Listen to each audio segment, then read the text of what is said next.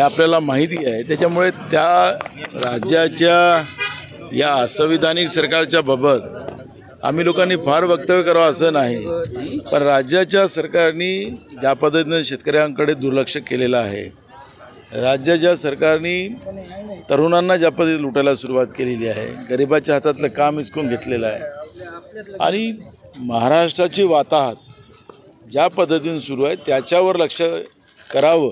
त्यांचा आपसात काय भांडण आहे त्याच्याशी या राज्याच्या जनतेलाही घेणं देणं नाही आणि आम्हाला पण त्याचं काही महत्त्व नाही। त्यामुळे सरकारसारखं काम करावं। आज भ्रष्टाचाराचं ज्या पद्धतीनं राज्यामध्ये भ्रष्टाचाराचं राज्य निर्माण करण्याचं काम या सरकारने केलेलं आहे, त्याला कसं आम्हाला थांबवता येईल त्याच्यावरचं आमचं काम चालू। आपण सतत भाजपच्या विरोधात मुद्दे मांडत असतात, मात्र सुनील तटकरे यांनी म्हटलं आहे की काँग्रेसचे मतं मला या निवडणुकीमध्ये मिळाली आहेत, काय सांगण्यासाठी? कसं आहे, आम्हाला भाजपची मतं मिळाली असं म्हणायचं ना आम्ही, मुद्दा तो नाही। निवडून आलं त्या भागामध्ये कोणाची मतं कोणाला भेटली, जिंकून आलं तर त्याचं फार काही करायचं नाही। आता पुढचं भविष्यात अजून काय काय आहे ते त्याला आपण ठरवू, पण मूळ प्रश्न आहे की भाजप आणि भाजप-प्रणीत सरकार जे महाराष्ट्रातलं आहे हे महाराष्ट्राच्या विरोधी आहे आणि म्हणून महाराष्ट्राच्या विरोधी सरकारला सत्तेतून बाहेर काढणं हे आमचं सगळ्यांचं दायित्व जातं। उद्या समन्वय समितीची बैठक आहे, आपण जाणार आहोत उद्या बैठकीला? हे समन्वयाची नाही आहे, राज्याच्या जनतेचं आभार मानायसाठी आम्ही उद्या सगळे एकत्रित येणार। म्हणजे ते आज वेळेवर हा प्रोग्राम तयार झाला। मी इकडे दौऱ्यावर आहे, त्यामुळे आमच्याकडून आमचे माजी मुख्यमंत्री ज्येष्ठ काँग्रेसचे नेते पृथ्वीराज चव्हाण साहेब आणि आमचे CLP नेते बाळासाहेब थोरात यांना सांगितलं की आपण तिथं उपस्थित राहू। निलेश लंके यांनी भेट घेतली गजानन मारणे यांची, निलेश लंके यांनी भेट घेतली आहे गजानन मारणे यांची, काय सांगा? त्याला चालत राहतं आहे महाराष्ट्रामध्ये, राजकीय या सगळ्या घडामोडी चालतात। येणाऱ्या विधानसभामध्ये आपण नागपूरमधून लढणार आहे देवेंद्र फडणवीस अशी चर्चा आहे, काय सांगायचं? महाराष्ट्र आमचा आहे, आम्ही कुठून लढायचं ते आता मला वेळ सांगेल, पण मूळ आता त्या चर्चा नाही। आता या राज्यातल्या सरकारला ज्या पद्धतीनं या सरकारने या महाराष्ट्राचं भकास केलं, महाराष्ट्राला बर्बाद केलं, या सरकारच्या विरोधात आम्ही जे रणसंग फुगलेला आहे आणि हे सरकार सत्तेतून बाहेर काढणं हा आमचा एक उद्देश आहे आणि म्हणून भाजप-प्रणीत हे सरकार जे आहे ही महाराष्ट्रासाठी खऱ्या अर्थानं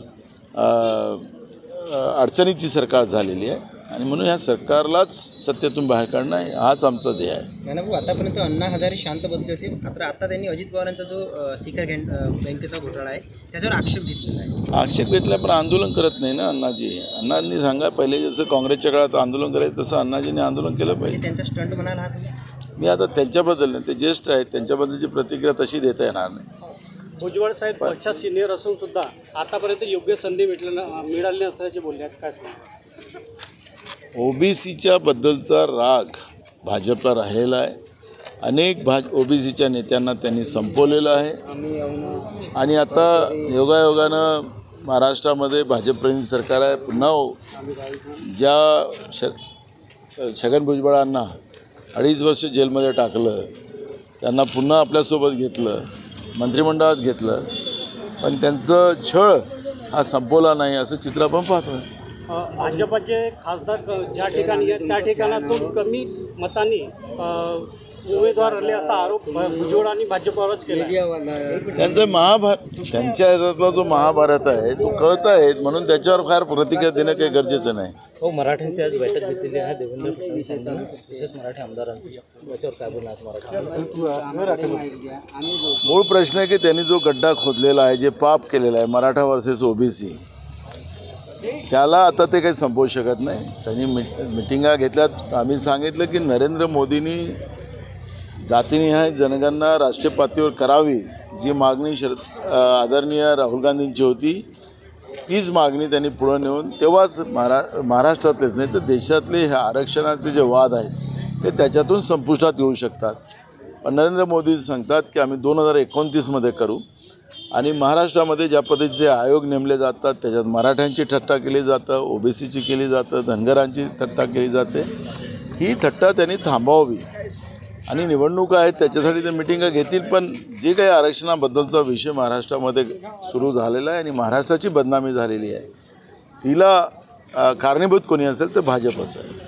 मराठा मुद्द्यावरून जरांगे म्हणतात की आम्ही आता विधानसभेमध्ये उतरणार आहोत, आपल्यासोबत युतीमध्ये आले तर आपण घेणार का त्यांना? काय नाही, प्रश्न जरांगे पाटलांचं जे काही मुद्दे असतील ते सामाजिक आहेत, अजून राजकीय नाही आहेत. त्यामुळे राजकारणात त्यांना उतरायचं आहे की नाही